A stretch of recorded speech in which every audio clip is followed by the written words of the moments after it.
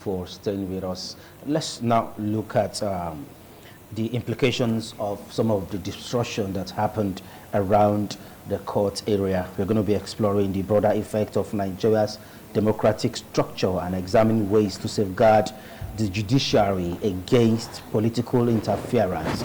Now, to help us make sense of the conversation, we have with us live here in the studio. He's a seasoned legal practitioner. He's a person of Emmanuel Obakolo, Esquire. Thank you very much for coming.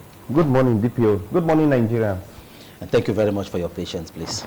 We appreciate you. Joining us virtually all the way from Lagos, Nigeria, Lekki to be precise, is a person of Dr. Pascal Ebohime. He's NDC retired director. He's a public and policy formation analyst, as it were. And he is also a chieftain of the People's Democratic Party. Thank you very much for joining us, Dr. Pascal. Thank you so much for having me. Okay, we're expecting to have joined this conversation to Prosper Iyewe, who is also, who will be joining us virtually from where we do hope he joins earlier before the end of the conversation. He will be speaking from the end of the APC. Let's begin with you. As a legal practitioner, how significant is the role of election tribunal in upholding democratic principles in Nigeria? Yeah, it is very, very important, and that is why the Constitution makes room for it. And it's unfortunate that the crop of political class we have just now are attempting to undermine the powers as vested on the courts, particularly by Section 6 of the extant Constitution that vests so much power on the court in the determination of matters of this nature and otherwise. And when you look at some of the drama we've witnessed in the Edo State governorship election petition, you begin to wonder whether indeed the principles or the tenets of democracy are being observed and obeyed by even the players of the purported democracy that we do have in this country just now. And I begin to, it beats me hollow and more worrisome to see that the position we saw and what we have experienced and what we did witness days gone by is something that begin to, it is an invitation to treat, I must say. And when you are in the platform of this manner and you begin to say, look, with the characteristics and manifestations of these parties, these purported democratic players, the way they are going, that it is an invitation to military rule. They begin to say, oh, why are you calling a military takeover? Why are you talking about a military? Well, but their attitude and character suggest so. Even more than the person who is now analyzing what they have displayed or what they have manifested. Tsunamically, I don't think that we are really in a democratic setting, because what we have seen just now, it's really something that worries one and begins to point to a very terrible direction. And I pray that we will not hit the iceberg. Okay, Barrister Emmanuel Obakolo, democracy is what we are practicing in Nigeria, but from your thought, you don't think we are practicing democracy. Let's get to Dr. Pascal Ebohime. Dr. Pascal, to an extent, you've listened to a legal practitioner point of view. Looking at some of the activities of some of the party faithfuls we saw around the court premises in the build-up to the tribunal sitting, some persons are calling for a kind of shift that the case or the tribunal should be taken to another state to prevent some of these party faithfuls or talks, as it were, from invading the court premises. So you see, it's rather unfortunate that what we are seeing today is rather unfortunate what we are seeing today. You know, if the election, the gubernatorial election conducted in Edo State was free and fair, and the winner, based on the one man, one vote, counted, and the winner was declared, and there were no disputes, and democracy, the principle of democracy, we are ahead to, we wouldn't be where we are today. First, democracy has the way democracy has been practiced, particularly during the election, it has been very disappointing. Now, the tribunal is constitutionally constituted to advocate, and seek for justice where justice does not exist. And so one will expect that the due process of the law must be followed, and that all the actors, talking about the PDP and APC, should abide by the rule of law and ensure the integrity of the entire process. I do not expect any of the parties to send their non-state actors and talks to the court to disturb or to disrupt the tribunal proceedings, or to distort the entire process by, asserting the weaknesses, the the lawyers, or even the tribunal judges. When that happens, it means that Nigeria as a country is not ready for democracy. We expect Nigeria or the federal government or the state government to send in police and, if possible, the army to ensure that the process is not disrupted. Okay. But if they fail to do this, it tells me that we are not ready for democracy. Because for democracy to work, there must be due process, and the principles of accountability, transparency, and objectivity and integrity of the process cannot be compromised. Okay, Dr. Pascal. This is the way I look at it. It will be rather unfortunate if, in this time my age, and I haven't gone through that gubernatorial election that was mad, that was terribly distorted, and the whole world is aware of it. All the court is saying now, or Nigeria is saying through the tribunal proceeding, is that parties should present their evidences to prove their case. What made them think that they won the election? Okay, Dr. And Pascal. it should be still to be free and fair. We'll return back to you. That's the way I look at it. Let's manage our time so that all of us will have a proper input on the program. We'll get back to you. Just hold on. Let's return back here in the studio. Barrister Obakwalo, to an extent, some stakeholders are saying these party faithfuls that actually invaded the court premises, none of them has actually been arrested. There are videos going around where we saw how some of these party faithfuls were threatening gun-carrying security agencies. One particularly pointed at one of the security agencies and said, and I quote, that it's going to give him problem. One of the DSS guys, a civilian, telling the DSS officer, I'm going to give you problem in this state. And yet none of them has been brought to book. Are we heading anywhere? That is to tell you that the man with the big whip is at the top of it. And it is more unfortunate that a non-state actor can vehemently point at a security agent and say, you, I will deal with you. That is a threat.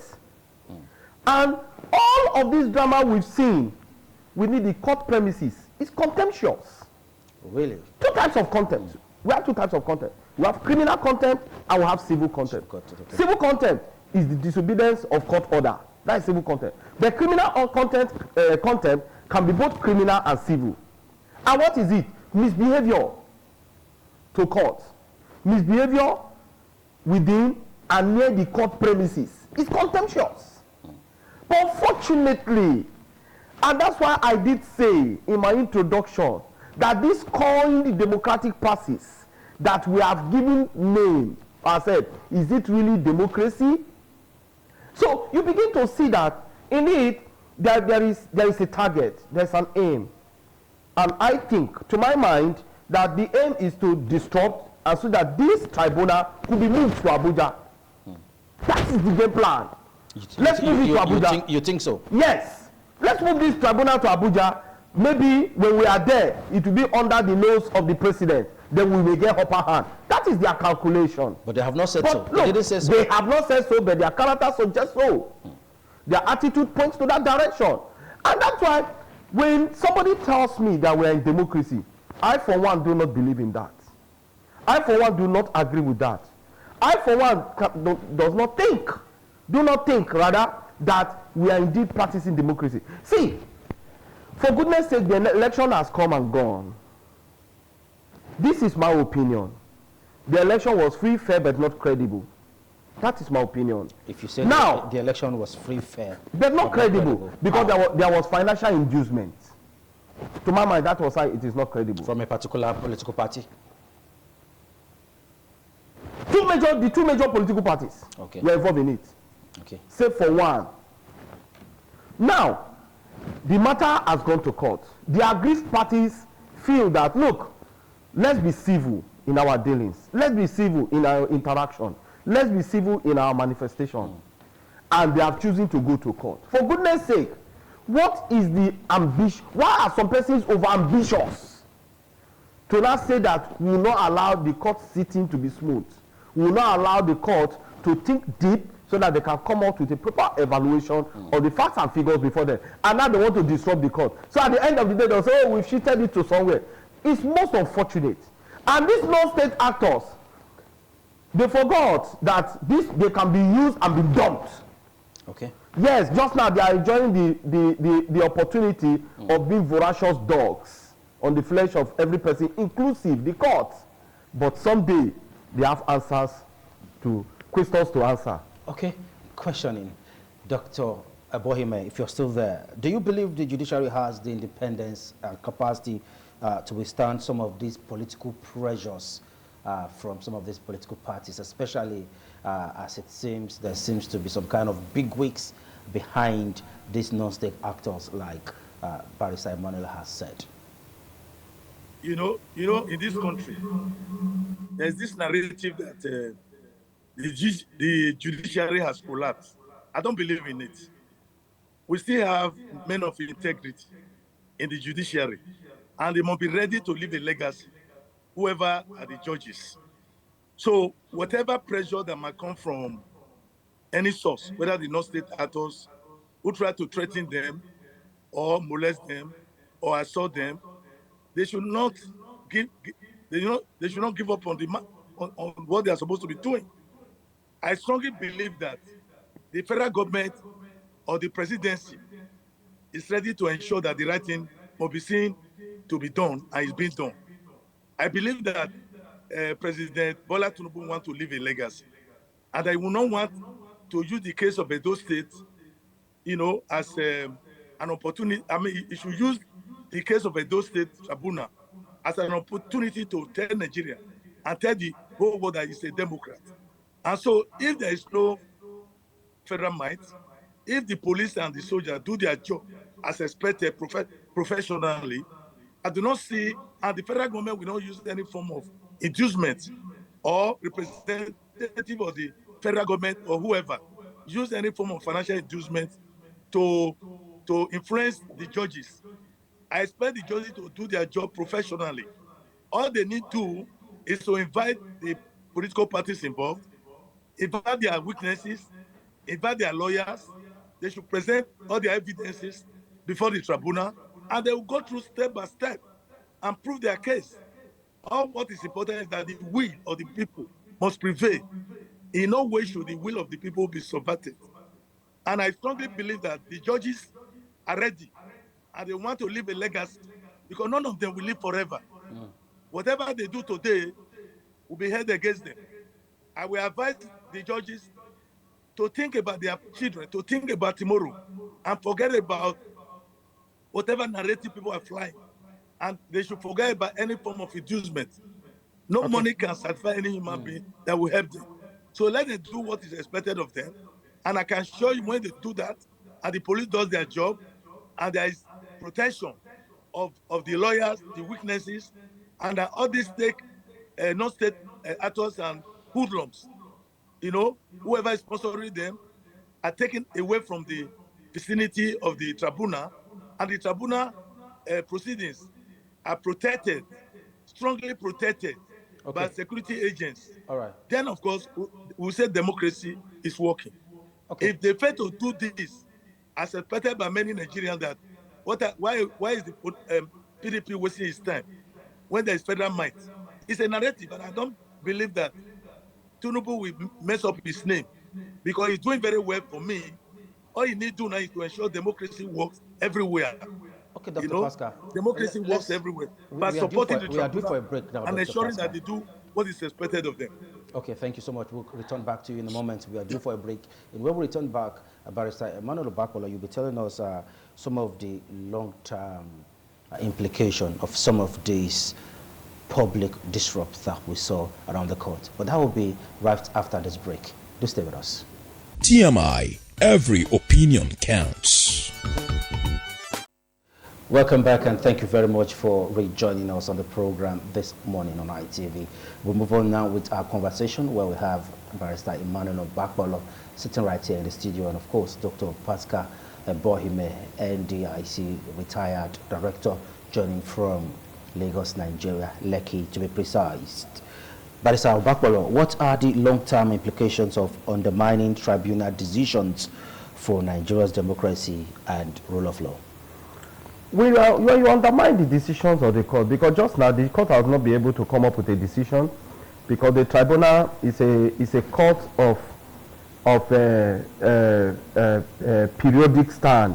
What I mean by that is that the court it has a lifespan to come up with its judgment, and but all that we have seen just now, to me, one is a threat to democracy, which undermines the fact that it gives the signal to every citizen that what we call democracy in Nigeria today is indeed not a democracy.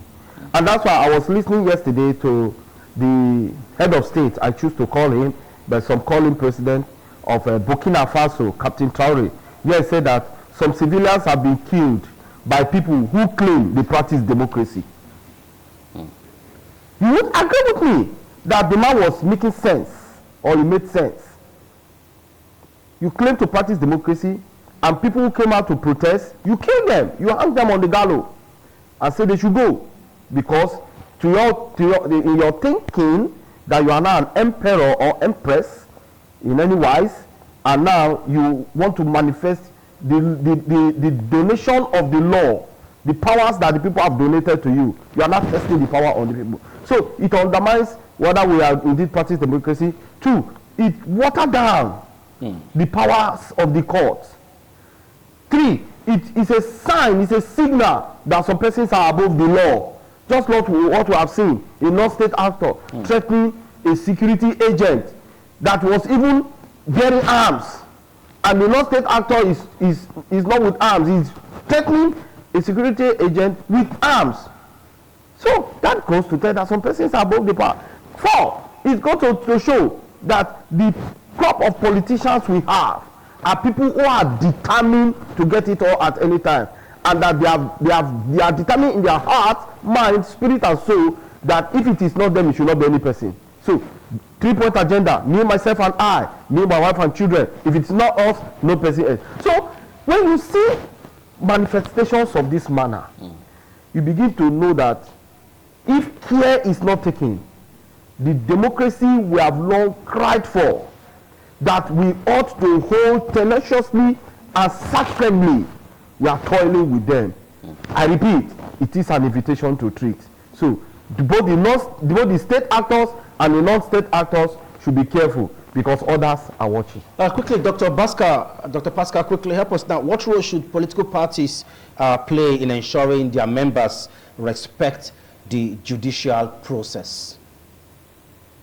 You see, the political parties have since prepared for this tribunal to start. The two parties must have briefed their members to be law and abiding. I do not expect political parties or a political party that is sure that the right thing must be seen to be done, and that the due process must be followed and comply with the law of the land, we send his members to go and disrupt the process. I do not expect any political party to do that. I think what is playing out now is that the security agent must do their job. The tribunal, where it is sitting, is not outside, and there's a procedure. These people that are disrupting the process should be kept out of the area, the arena. The area or the room or where this thing is taking place should be well protected.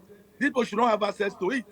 The only people they should allow to get in there should be each party's witnesses, their lawyers, and the judges, the tribunal judges, and if possible, independent observers and media houses should be allowed to go there. Anybody that is on one of these should not be accredited, should not be allowed to go there. But having said so, the procedure is very simple. Accreditation of the election took place, and everybody voted, unit by unit. They are going to invite, the agents, Okay, Dr. Pascal. the unit, the pool unit agents to the tribunal to present their evidences. Of Okay, course, Dr. Pascal. each has a representative at the local government level. They know, each party knows their agent. They know their principal witnesses. Dr. Pascal, As I'm once afraid their names are we've run out of registered with the our time tribunal, here. these are the Dr. only Pascal. people that should be allowed to get into the place. So if they want to do the right thing, it can be done. The police and the soldiers should do their job.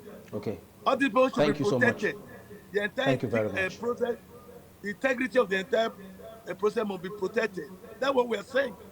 Thank you so much, Dr. Pascal. This should not be difficult. Dr. Pascal, we need to go now. Thank you so much. We appreciate you for your beautiful contribution. I'm sorry we don't really have luxury of time again. We need to quickly link up with our Abuja Network Studio. We've been speaking with Dr. Pascal Boyme, who joined us virtually on the way from Lagos, Nigeria, Lekki to be precise. We appreciate you for your time. And of course, Barrister Emmanuel Obakwolo, you are one of us. Thank you very much for always coming through, despite the short notice. It's a pleasure. We Thank appreciate you.